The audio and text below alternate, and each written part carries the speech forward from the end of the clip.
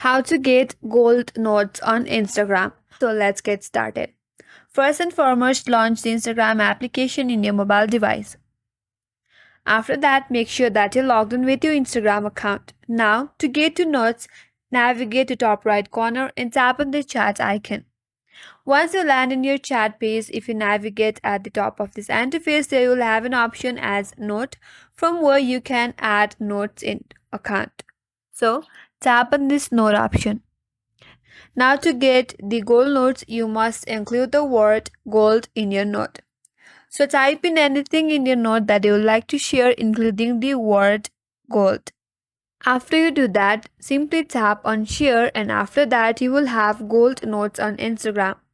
And that's how you get gold notes on Instagram. That's all for today's video. Hope this video helps you. If you are new to our channel, make sure to like and subscribe. Thanks for watching, and I will see you on next video.